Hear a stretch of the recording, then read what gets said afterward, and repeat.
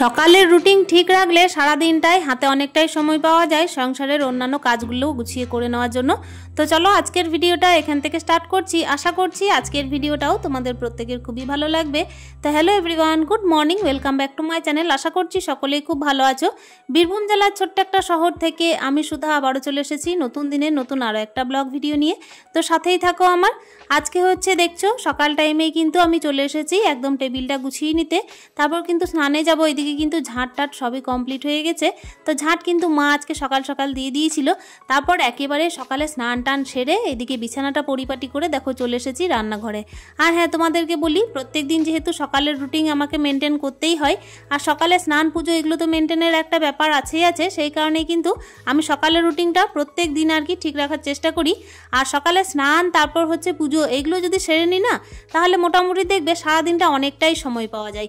আর সেই সময়ের মধ্যে আমি কি করি জানো তো, ওই যে ঘরের কাজগুলোকেও গুছিয়ে করে নিই। আর তার সঙ্গে কি বলতো, আমার বাইরেও আদার্স অনেক কাজ থাকে, তো সেগুলোও করে নিতে আমার অনেক হেল্প হয়, যেহেতু আমার একা সংসার, বুঝতেই তো পারছো।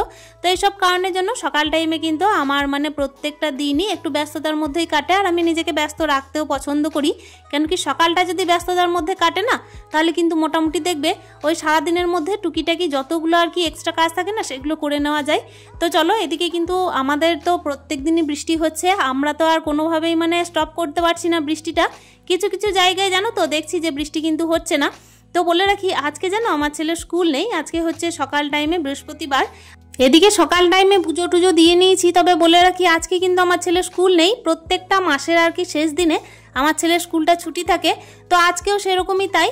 তো দেখো সকালে না আমি আজকে যেটা টিফিনে বানিয়েছিলাম, ভাতের বদলে যেটা করেছিলাম সেটা হচ্ছে এদিকে পরোটা আর একটু আলুর তরকারি।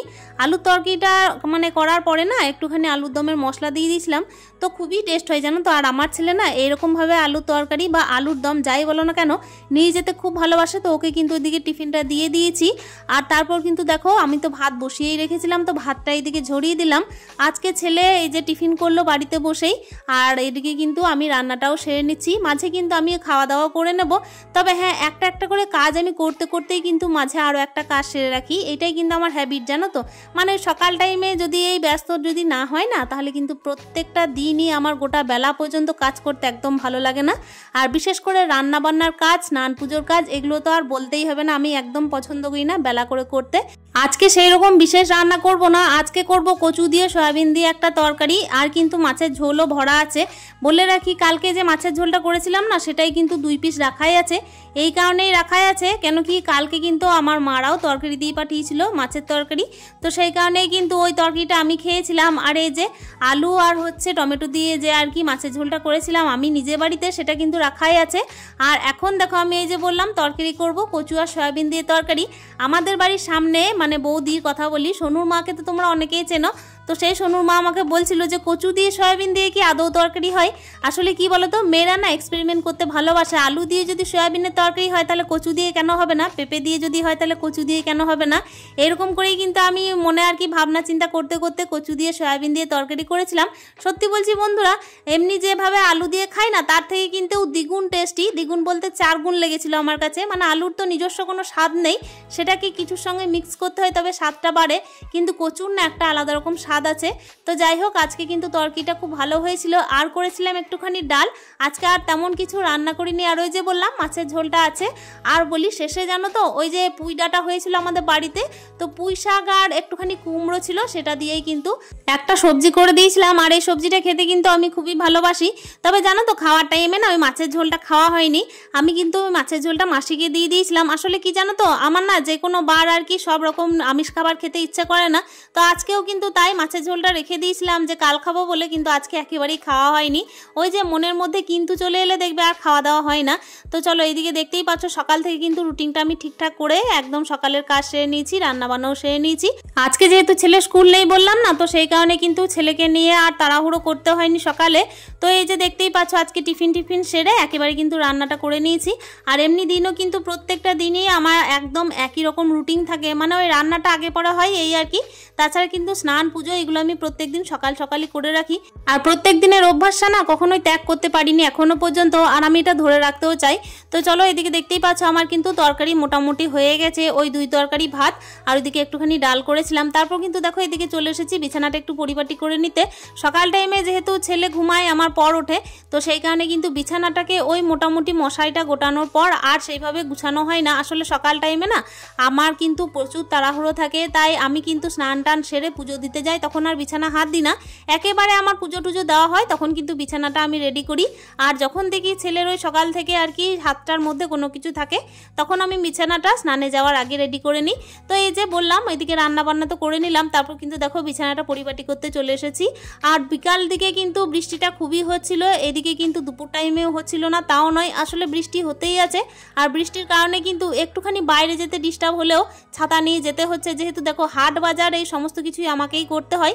আর এই সমস্ত কাজগুলো না সকাল থেকে হয় না জানো তো, সকালে এই স্নান পুজোগুলো করি, তো তারপর খাবার দাবারের ব্যাপার থাকে, ছেলের স্কুলের ব্যাপার থাকে, সেই কারণে কিন্তু এই যে বাজার ঘাটগুলোকে না আমাকে এই যে রান্না বান্না সারার পর ঘরটা একটু পরিপাটি করার পর তারপর পিছুটা না নিয়ে যেতে হয়। তাতে আমার মনে হয় কি অনেকটাই আমার কাজে হেল্প হয়। আর তাছাড়াও কিন্তু সংসারের আমি খুঁটিনাটি কাজগুলোকে এই যে রান্না বান্না করার পর সকালের রুটিনটাকে ঠিকঠাক করে মেনটেন করার পর করি, তাতে আমার মনে হয় কি জানো তো এতটা পিছুটান থাকে না, যেটা আর কি করতেই হবে এরকম কোনো একটা বাধা ধরা থাকে না। মোটামুটি একটা নির্দিষ্ট রুটিনের মধ্যে আমি এই যে প্রত্যেকদিন সংসারের যে বাড়তি কাজগুলো থাকে সেগুলো করে নিতে পারি।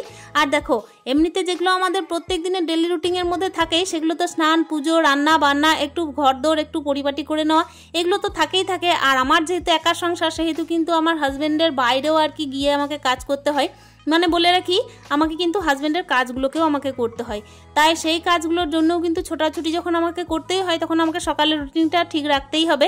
এদিকে দেখো কথা বলতে বলতে আমি বিছানাটা রেডি করে নিয়েছি সুন্দর করে। আজকে অনেকগুলো দিন হলো আমার ছেলে বারবার বলছে মা আমাকে কোথাও ঘোরাতে নিয়ে গেলেন না, গ্রীষ্মের ছুটিতেও কিন্তু কোথাও ঘোরাতে নিয়ে গেলে না, আমার বন্ধুরা তো অনেক জায়গায় ঘুরতে গেছে। তো আজকে ভেবেছিলাম ছেলেকে নিয়ে একটুখানি তারই বন্ধুর বাড়ি যাব, কিন্তু সেটা আর সম্ভব হলো না। আসলে ওই যে বৃষ্টির কারণে কিন্তু যখন তখন মানে বেরোনোও যাচ্ছে না। আর কি বলতো নিজে একা থাকলে না ভিজে ভিজে বাইরের কাজ করা যায়, কিন্তু বাচ্চাকে ভেজাতে একদম কোনো মাই চায় না, তাই না?